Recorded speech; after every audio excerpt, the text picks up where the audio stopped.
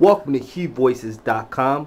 I'm here with Peter Allen, one of the screenwriters of the blockbuster movie Takers. How are you doing, sir? I'm doing fine, sir. I've got the world on the string right now. Yes, you definitely hit him with a storm, an unexpected storm with Takers. So please share with us, how did this idea come to light? Oh, a friend of mine, a co-writer, Gabriel Cassius, he came to me one day just out of the clear blue and said, let's do a version of Heat, a black version of Heat, the Michael Mann film with Al Pacino and Robert De Niro.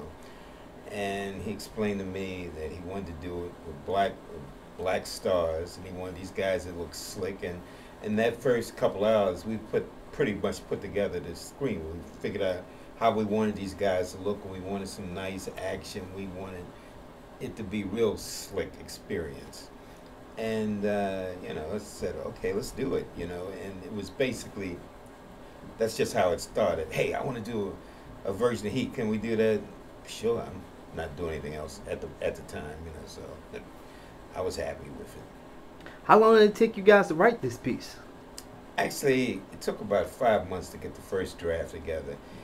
Sometimes screenplays usually don't take that long, but when you're dealing with double crosses and trying to figure out exactly how does a robbery work, when you're actually figuring out how to rob a place, you might as well actually do the job, and you can either do the job or write about it. So it took 5 months, but this was 11 years ago. It's taken 11 years to get from the page to the screen.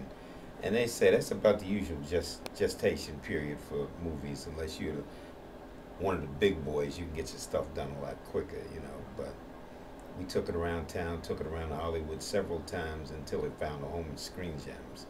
And the total runtime of that shopping period was like, from the page to screen, was like 11 years. Yeah. Okay. So why did it take so long? Is it just the politics of the business, or other projects on your hands? Well, actually, we wrote it and we took it out to several sources. Spike Lee had it for a few months. Denzel Washington had it for a few months. Some other producers had it for 6 months. They optioned it. And nobody would pull the trigger, even though it went around various producers, various production companies.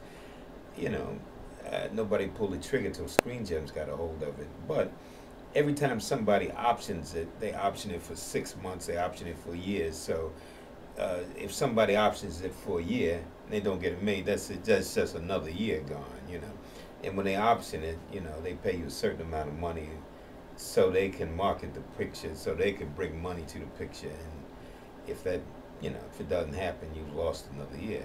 And all of that stuff, and dead ends, almost home runs, all of that kind of stuff. Just took 11 years. You seem calm, cool, collective about it. How did you keep your composure, during that time? I'm sure it had to be a little frustrating. Oh yeah, it was frustrating, but there's always something else, another script, something you're working on. This is the A project. I want this project to get made, but in the meantime, I got to pay the bills, so I'm going to do this thing. I'm going to rewrite this guy's script. I'm going to be a script doctor on this guy's thing. I'm going to do whatever it takes to keep it going. But this script, and there's several other scripts, but just take, for example, Takers. I'm going to continue pushing this no matter what's going on, what the ups and downs of the business. This is always going to be in play, and that's pretty much what it is. But doing what you can do to survive while you're pushing your project. Okay. When it finally reached its destination, when it finally landed in the right hands, how did it feel to get a green light? I know that's a big deal in Hollywood. It's a big deal, but a lot of green lights, are green lights and then they turn yellow, but you just holding your breath till the start of principal photography, because, as an example, the first American Gangster, they got a bunch of people on board. They were ready to shoot, and the studio pulled the plug at the last minute. They end up going for a different director a couple of years later, and they made the movie. But until they actually start shooting film, you got to almost hold your breath, because a project could end for any number of reasons, like a change of administration of a studio or whatever. Somebody gets sick, somebody pulls out. Anything can happen. So it's like you're holding your breath until they actually start shooting film, and that's what it is. Just come on, let's just get this thing done.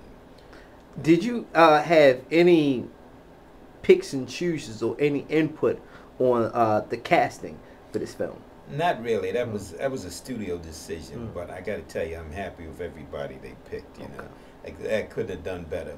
When we originally wrote the film, like I say, 11 years ago, we were thinking about the hot actors at the time, which was Denzel, Wesley Snipes, and Lawrence Fishburne, and some other guys. But that was 11 years ago. But the cast I got now, the young hot guys, you know. And so, like I said, I couldn't have done better, you know. All right. Now, I know this is something that you thought about, but were there any kickback? Were there any naysayers in your ear, like, man, this is not going to work? You have hip hop artists in here. They're not going to have the box office draw. Did you experience any of that? Not too much, but there's always somebody, you know, if you're trying to do something, there's always somebody that's going to be talking some smack, you know. This ain't going to work, or you're never going to get this done, you'll never sell this. And we didn't have too much on this project, and I wasn't listening to it anyway, because I knew the script was good, and eventually it was going to end up in the right hands.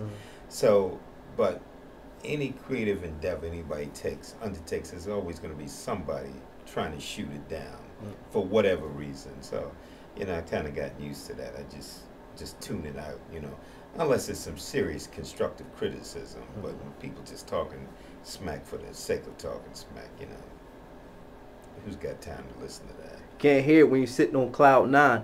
Right. How does it feel to you? Did you expect it to be this successful? Actually, I got to tell you, I expected it to be more successful. You know, we had our main competition when it came out was The Last Exorcism, and I had no idea that movie was going to be as popular as it was. I thought Takers would get to this point where it is now almost 60 million. I thought it would get there early, you know, instead of grinding.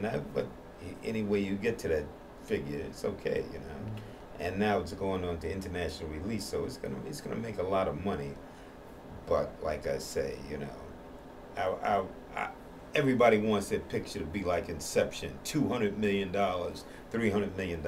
Everybody likes that kind of stuff. But, you know, sometimes it works, sometimes it doesn't. But I'm very happy with the way this is going. Final question.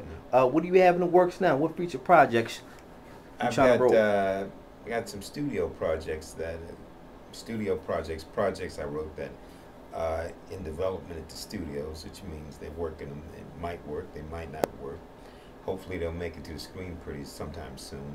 Some television projects, and I got an independent film I'm going to try to shoot here in Baltimore next year. So there's a bunch of stuff on the plate, and we'll just see where it goes from here. Good deal. Well, good people, you heard from Peter Allen. Thank you for your time, sir. Thank you, sir. I appreciate it. Thank you for watching huevoicesdotcom, the greater reflection of you.